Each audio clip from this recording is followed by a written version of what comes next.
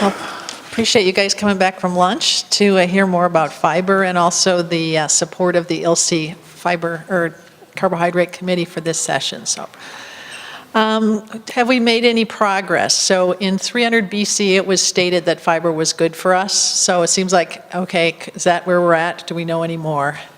So you guys have already seen my disclosures for the last 3 years of people that have supported my research, which I appreciate. This is a slide from Janet King, and I really like it because it goes from the science out to me and the long path to go from the science out to me. So since I teach advanced human nutrition, I spend my time down there in the science, which are the DRIs. So the answer to the question is that fiber is not an essential nutrient according to the DRIs.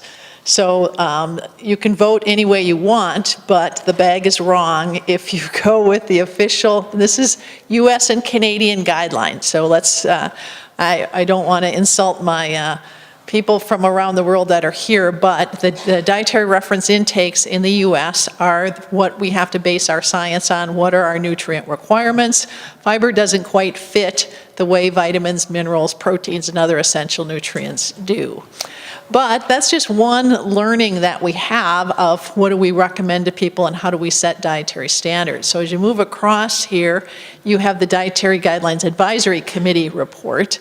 And some of the questions today, would something change in 2020? Because every 5 years there is an update of the US dietary guidelines. And to update that report, there's a group of scientists that get together that look at all the questions between disease relationships and diet exposures. So beyond how many nutrients do I need, what are my requirements for zinc or iron, in the dietary guidelines, we come up with questions of how does nutrient exposure, dietary exposure, affect disease outcomes. And so there's a scientific report, and then the Department of Agriculture and Health and Human Services, so two agencies within the US government, publish the dietary guidelines. And so the dietary guidelines are supposed to give advice to everyone ages 2 and above on what types of things you should eat in your diet to have good health outcomes. And then eventually we get to the plate, which also tells people what to eat. So as you go along these things, they all have different roles, but as somebody, I liked Karen's thing, I like to stay away from regulations, so do I. I also tried to stay away from policy most of my life, and then when I was on the 2010 Dietary Guidelines Advisory Committee report, I actually learned a ton about policy and how policy is set, and how the rules are set, and how important it truly is. So, I think this is the thing that the dietary guidelines obviously are recommending higher fiber diets, more fiber, so that affects policy and that affects everything. So the fact that you're not an essential nutrient down in the DRIs doesn't matter that much because all the policy really says we need more fiber and fiber has a role in disease prevention.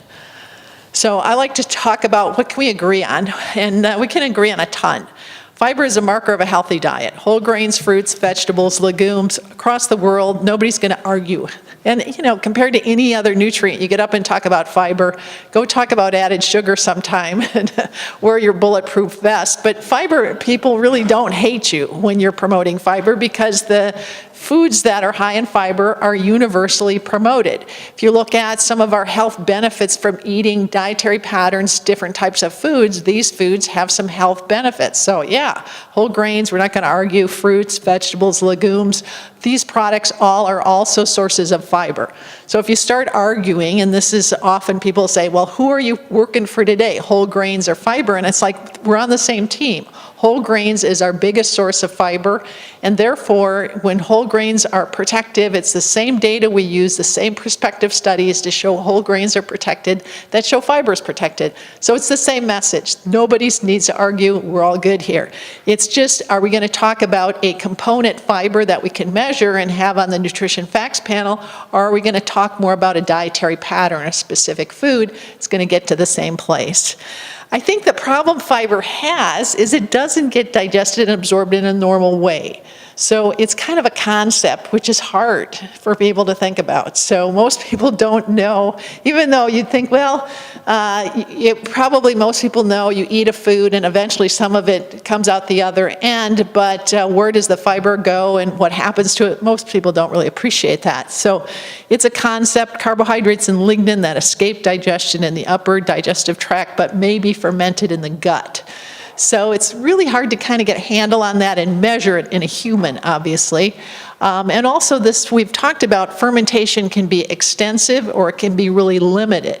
So if I give you a purified cellulose and it's 100% comes through, it's not fermented at all, it is still fiber. I mean, it functions as fiber, it is fiber. So this idea of these carbohydrates that are very different and have different roles as they make their way through is pretty tough to get at. We have an adequate intake. So go back to the DRIs, and the DRIs set an adequate intake for fiber. What's an adequate intake? Well, an adequate intake is when we don't have enough information to set an RDA. So an RDA is set up when we know what the what's the average person need. We come up with a calculation, a model, and say, okay, this is the RDA. For fiber, we don't really know how much fiber does the average person need, so it's actually set up on protection against cardiovascular disease with our large prospective studies, and it's kind of interesting if you go back and read how that was set up by the Food and Nutrition Board. Really was one of the first nutrients or food components to be set up with epidemiological data rather than human feeding data. So what is that based on? 2002 dietary reference intakes, 14 grams per 1,000 kcals. So then you just do the math on that, and you've heard like 38 for men, 25 for women. But on the new nutrition facts panel, which is good, it's going to be 28. So 14 per 1,000 calories, 2,000 standard diet, 28 grams of fiber on the nutrition facts label. There is no UL for fiber. So when the DRI committee got together, they're like, we don't have any data that says that people are over-consuming fiber. We can't show that a vegetarian or somebody on the highest amounts of fiber, there's any downside to that. So therefore, we're not going to set a UL. We're not going to say, hey, don't go above this. Obviously, it's not the problem. The problem is on the other side anyway. It's regulated, which, despite research people saying, oh, I don't like regulations. Regulations are good because it gives information to consumers and it sets a kind of a level playing ground for people, right? So regulations can actually be our friends, and it's useful to understand regulations and understand what they're trying to get at. So it's currently 25 is the daily value on the nutrition facts panel. It's proposed and it is up to 28 grams per day. And that was very helpful to consumers because they can see, I'm eating something, how many grams of fiber do I actually get from this? We also have health claims in the US that are also regulatory, and because oat bran, barley bran, psyllium are fibers that lower blood lipids and therefore could reduce cardiovascular disease, they have health claims existing in the US. Fiber is an essential nutrient, yeah, maybe, but it's kind of frustrating. Because it doesn't fit the usual way we think about nutrients. So then we stall out and you think, if we've had 11 of these meetings and we're still defining fiber and arguing, I mean, can't we move on? Let's get on to some more important things. We have this adequate intake, and we're never going to have an RDA for fiber because it's not going to fit the way we look at nutrients, and it's based on epidemiological evidence that fiber protects against cardiovascular disease. For people that come into the field, they say, that's like a cop-out. You guys are really lazy. We know that the important effects of the fiber are in the gut, and it has to do with the microbiota and fermentation.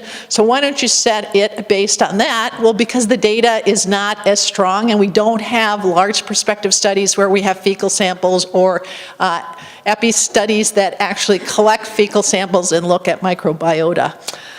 We have a daily value, which is great. We do allow both total fiber and soluble and insoluble, and this really requires analytical methods. So I think in the whole thing as we go forward in fiber to always recognize that without methods, since it has to be on the nutrition facts, we have to have methods that are validated, and you can actually get methods to analyze the fiber that you have. This one's always hard when you look at the NHANES data. Who eats most of the fiber? Fiber intakes are linked to calorie intakes.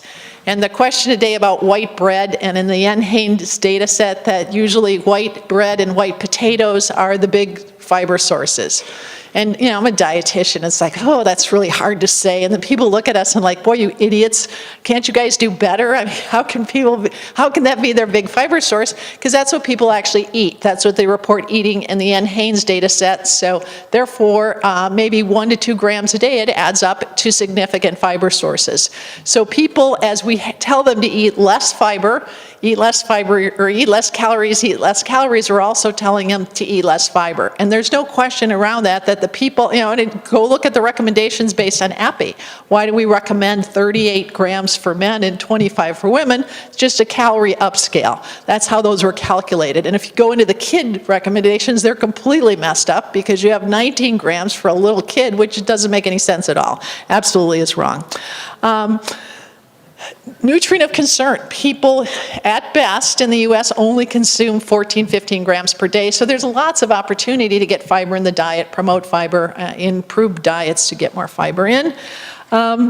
I think that fiber has a wide range of physiological benefits, so showing a physiological benefit should be broadly evaluated and supported, and I believe that FDA has really made a great attempt to go there. So when people say, oh, it's really unfair that they're asking everyone to show a physiological benefit, I think it's a pretty flexible bar that's been set, and that fibers that have any role at all in physiology and what we expect them to do should be able to get there. Okay, that's it. And you know, this is supposed to be a fight. I didn't know if you guys wanted to watch SmackDown with me and Dennis, but I don't think we're going to go there, so.